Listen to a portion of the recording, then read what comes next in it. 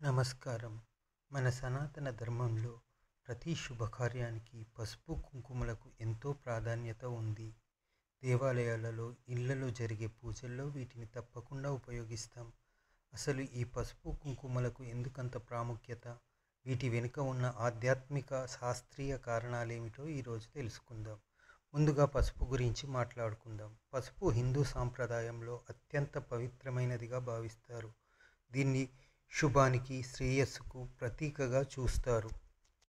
పసుపును లక్ష్మీదేవి స్వరూపంగా భావిస్తారు. అందుకే అక్షింతలు కలపడానికి, వినాయకుడిని పసుపుతో చేయడానికి, ఇంటి గుమ్మానికి పసుపు రాయడానికి ఉపయోగిస్తాం. కేవలం ఆధ్యాత్మికంగానే కాదు, పసుపును ఎన్నో ఔషధ గుణాలు కూడా ఉన్నాయి. ఇది క్రిమిసంహారకంగా పనిచేస్తుంది. అందుకే పూర్వకాలంలో పెద్దలు ఇంటి గుమ్మానికి పసుపు రాసి చీడపీడలు ఇంట్లోకి రాకుండా చూసేవారు. పెళ్లిళ్లలో వధూవరులకు పసుపు రాసి స్నానం చేయిస్తారు. దీనివల్ల చర్మం శుభ్రంగా అవడమే కాకుండా శరీరానికి రక్షణ కల్పిస్తుంది. ఇక కుంకుమ విషయానికి వస్తే, ఇది పసుపు నుంచే తయారవుతుంది. పసుపును సున్నంతో కలిపి ఎండబెడితే కుంకుమ తయారవుతుంది. కుంకుమను శక్తికి, ఐశ్వర్యానికి చిహ్నంగా భావిస్తారు.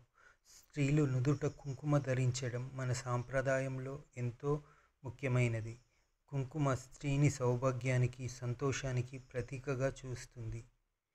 ముఖ్యంగా సుమంగళి స్త్రీలు కుంకుమ ధరించడం వల్ల ఆ దంపతులకు మంచి జరుగుతుందని నమ్ముతారు. నుదుట కుంకుమ ధరించడం వల్ల సానుకూల శక్తి లభిస్తుంది, ఏకాగ్రత పెరుగుతుంది.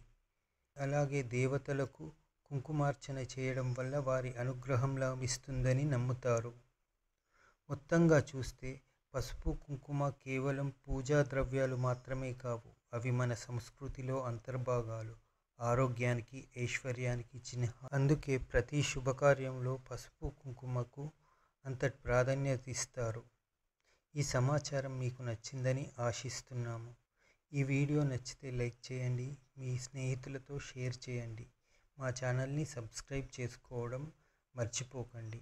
ధన్యవాదాలు.